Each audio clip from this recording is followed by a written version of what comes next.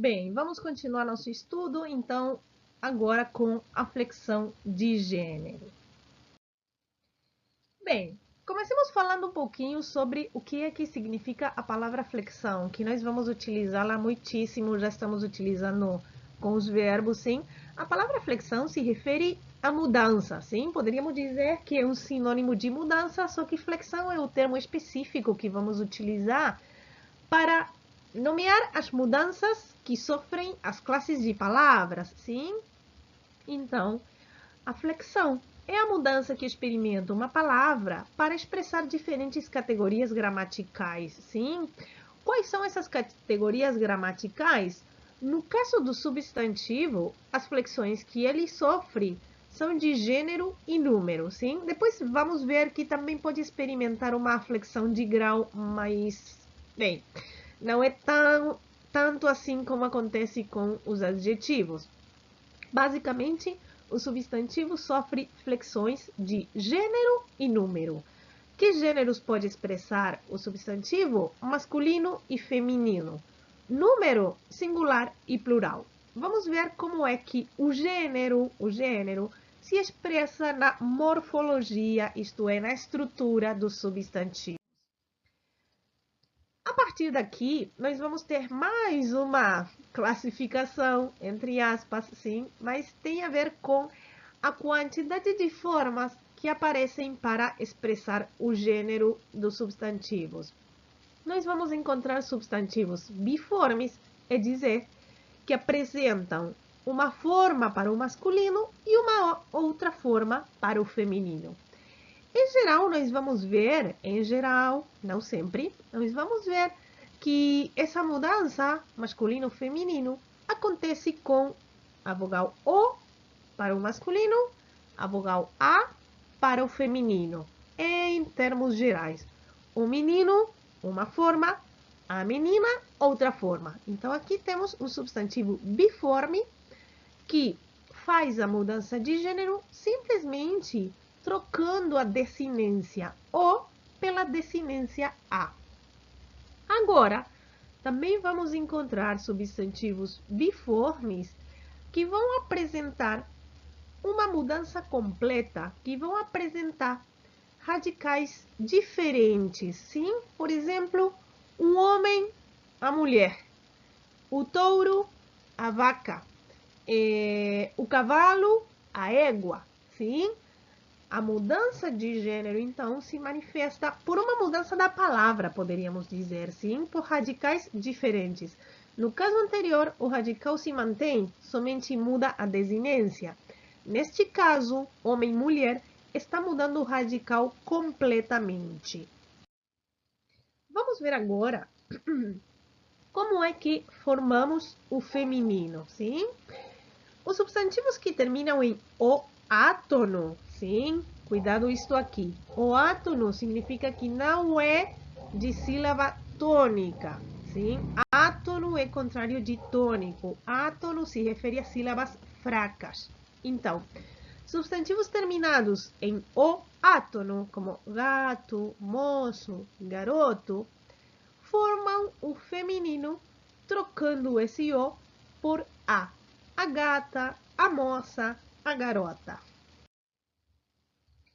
Substantivos terminados em consoante, senhor, doutor, freguês, formam o substantivo acrescentando-a.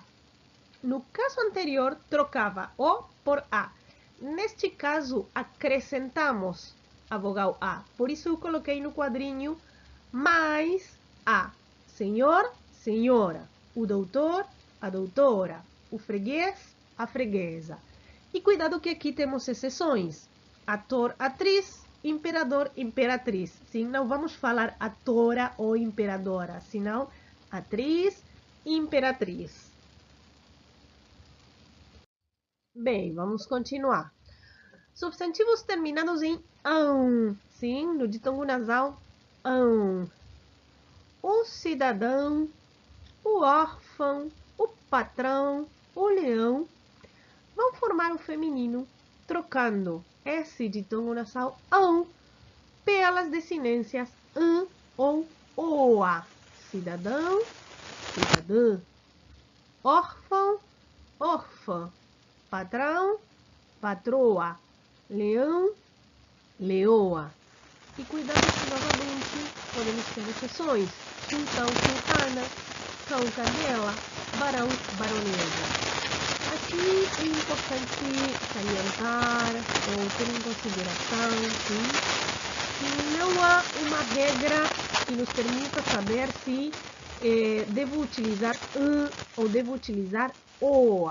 Sim? Podemos fazer uma associação ao espanhol, mas não há uma regra que nos permita saber com certeza. Isto vocês vão incorporando na medida em que vão usando as palavras, com muita leitura, e a gente termina fixando, sim? Porque, na verdade, para os substantivos que terminam em -ão, temos diferentes possibilidades para formar seu feminino. O mesmo vai acontecer quando estudemos o plural, sim? Os substantivos que terminam em ditongos nasais podem formar diferentes plurais e nem sempre vamos ter a certeza, sim? Vejamos o que acontece com os substantivos terminados em -e. E aqui outra consideração. Vejamos que temos alguns substantivos terminados em -e fazem o feminino utilizando o substantivo, a desinência a, desculpem, sim? Monge, monja, elefante, elefanta, sim? Mas nem sempre vai acontecer isso. Por quê? Em geral, os substantivos que terminam em -e fazem o feminino somente pela mudança do artigo. Um exemplo seria a palavra estudante. Eu não falo estudanta, falo o estudante, a estudante, sim? Outra questão, substantivos ligados a títulos ou ocupações, sim? Abade, conde, sacerdote. Aí vamos ter diferentes possibilidades. Formar o feminino com esa, essa ou isa. Abade, abadesa, conde, condessa, sacerdote, sacerdotisa. Bem, outra questão aqui. Substantivos com formação do feminino irregular. Outra vez aparece aqui a questão das irregularidades. Isso significa que não vão seguir nenhum dos casos que já estudamos. O avô, a avó. Vejam aqui que o feminino se forma colocando acento agudo, sim? No masculino temos acento circunflexo, no feminino agudo. Herói transforma-se em heroína. O rei, a rainha. O réu, a ré, sim? Essa última palavra, pelas dúvidas, significa reo e rea, para se referir às pessoas que estão presas, sim? Outros substantivos, sim, que apresentam radicais diferentes referidos a seres humanos. Isto é, o exemplo que dávamos hoje são substantivos biformes, é dizer, que apresentam uma forma para o masculino, outra forma para o feminino, e nessa mudança muda o radical, muda completamente a palavra. O cavaleiro, a amazona. O compadre, a comadre. O pai, a mãe. O cavalheiro, a dama. O genro, a nora. O homem, a mulher. O padrinho, a madrinha. Depois temos substantivos com radicais diferentes referidos a animais. O boi, o touro, a vaca. O bode, a cabra. O zangão, a abelha. O cavalo, a égua. O carneiro, a ovelha. Depois vamos encontrar substantivos uniformes ou comuns de dois gêneros. Sim, essa é a maneira de nomeá-los. Podemos falar uniformes ou comum de dois gêneros. Estes substantivos apresentam uma única forma para ambos gêneros. A distinção se faz pela concordância com o artigo ou outro de determinante. Sim? É como o caso que eu falei de estudante. O substantivo fica igual, não muda na sua forma, e nós vamos marcar a mudança de gênero somente com o artigo ou alguma outra palavra com um adjetivo, sim? Por exemplo, agente, o agente, a agente. Se eu falasse da agente, vou falar a agente dedicada, o agente dedicado. Vejam que os outros termos ao redor fazem a flexão de gênero, colocando uma desinência diferente, mas a palavra agente fica igual. O mesmo vai passar com o colega, a colega, o imigrante, a imigrante, o imigrante italiano, a imigrante italiana, por exemplo, o dentista, a dentista, o pianista, a pianista, o analista, a analista, o caçula, a caçula.